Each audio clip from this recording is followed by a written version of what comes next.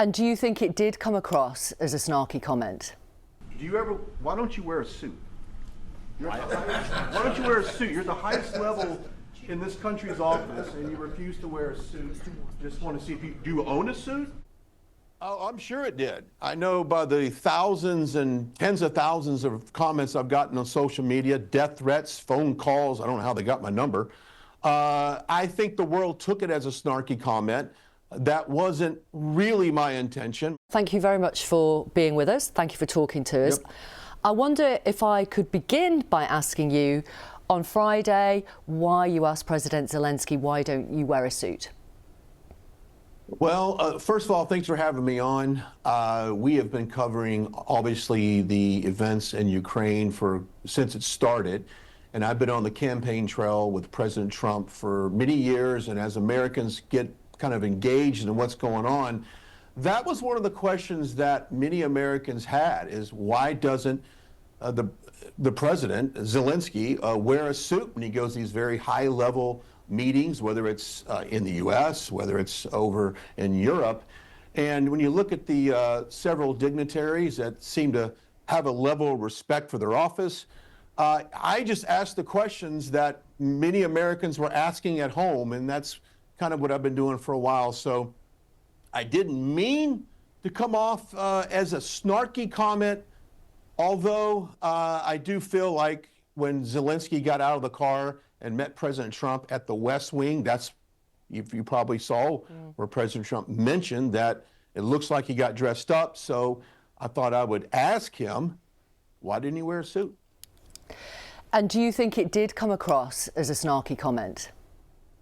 Oh, I'm sure it did. I know by the thousands and tens of thousands of comments I've gotten on social media, death threats, phone calls. I don't know how they got my number. I think the world took it as a snarky comment. That wasn't really my intention. My intention was just to see if he understood the level of respect that people have when they go into the Oval Office. Now, a lot of people will say, well, why doesn't Elon Musk wear a suit? Why does he wear a hat? Why does he take his kid into the Oval Office? Well, Elon Musk is in charge of saving, billions of dollars of taxpayer dollars going over to different, organizations. Zelensky has been given, some say, close to $300 billion in cash and military equipment. So I would think at that point, it does warrant him showing a little bit of respect. I said this earlier, Victoria, and I think it's very appropriate for this particular situation.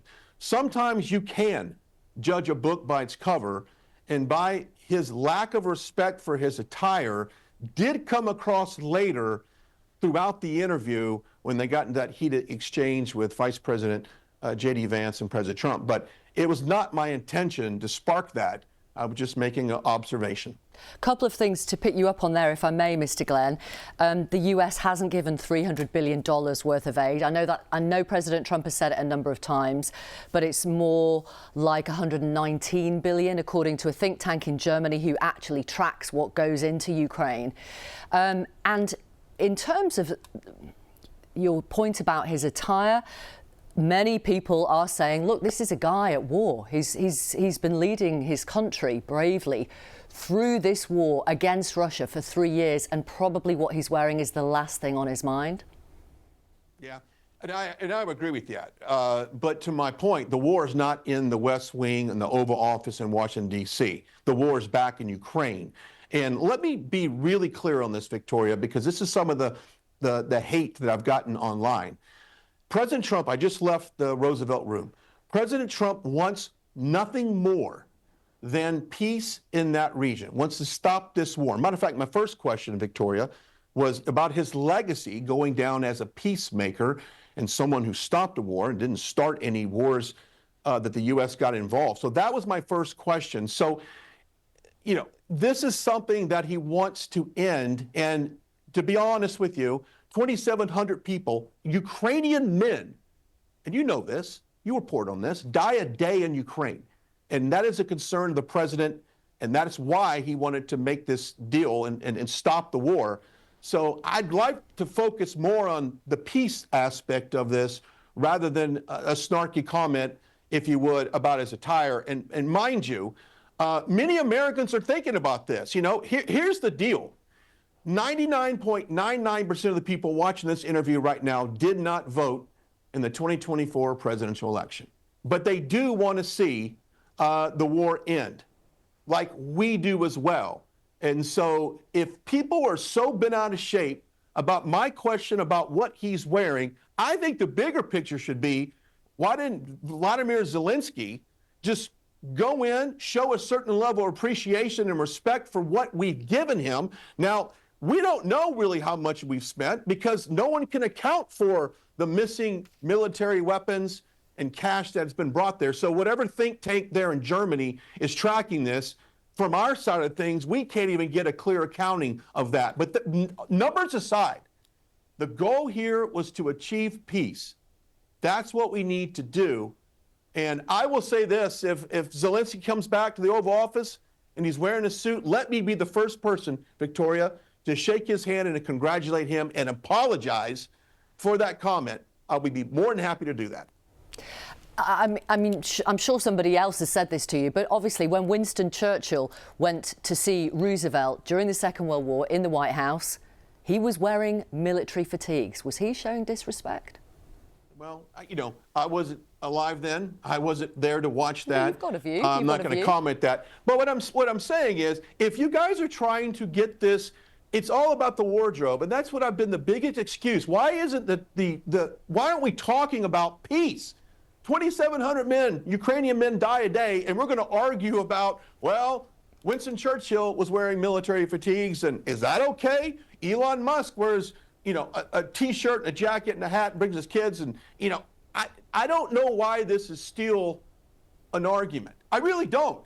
If it means that much to you guys, then, congratulations. You guys just made a deal with Zelensky a few days ago. And, he wore a tracksuit to meet your king there. Now, hopefully that wasn't offensive to you guys. But look, whatever. Let me ask you about something that President Trump has said tonight. He has criticised on Truth Social President Zelensky again, and he said America will not put up with it for much longer. What do you think he means by that? Well, obviously, I can't speak for the president. But I think that what we don't want is Zelensky to draw this thing out. Let me ask you a question. Would you like to see the war end today, right now? And I'm assuming the answer is yes. But if Zelensky views this war as some type of conveyor belt of U.S. tax dollars and money going to Ukraine with no intention of a ceasefire, then I think we all need to take a step back. But I don't know what President Trump meant by that. I know he wants peace. He said that today. He's said it before. No one wants this to go on and perhaps be World War III. None of us want that. None of us want. Let's get peace done. Let's do it. Let's get this mineral rights agreement done as well. And that is one way that U.S. can recoup the hundreds of billions of dollars that we've given Ukraine. You were there, obviously, when J.D. Vance and President Trump said what they said to President Zelensky on Friday. One political leader here in the UK, the leader of the Liberal Democrats, said President Trump and Vice President Vance were guilty of thuggery and bullying. Do you think that's fair?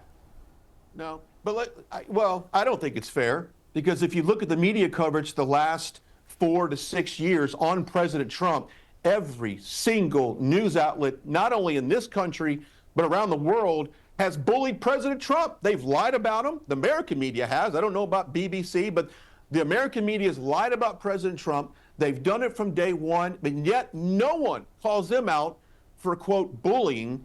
So if Vice President J.D. Vance and President Trump want to ask some tough questions and put him in, front and center in front of all those cameras, that's not bullying. That's being transparent to the American people. Mind you, I really wish that perhaps President Bush would have opened up that Oval Office to the media like President Trump did, so the world could see these highly important decisions being made that could save lives. Victoria, that's what this is about. It's about saving lives and ending this war. If people's feelings get hurt and they feel like it's bullying, then maybe you're not the right person to lead a country.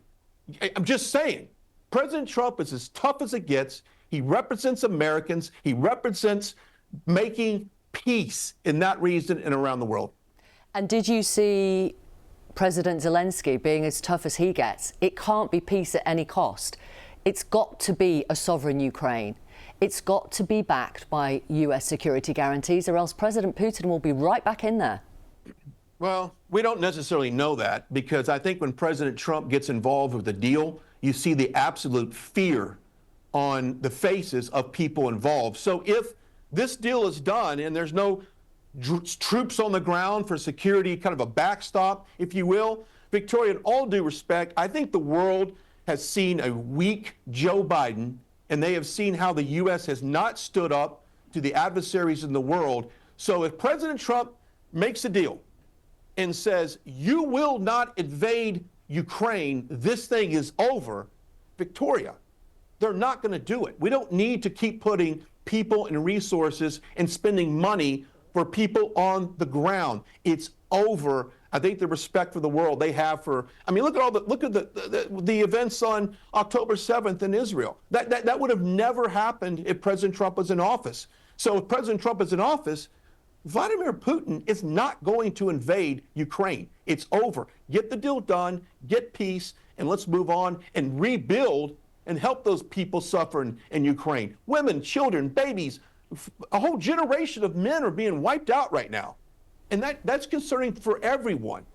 That's the biggest point I want to make here, Victoria. We need peace in that region. We cannot go to a World War III if anything escalates any further. And I just pray that something will happen and we'll be able to stop this bloody war. Brian Glenn, thank you very much for talking to us this evening. Thank you. Thank you. Good night.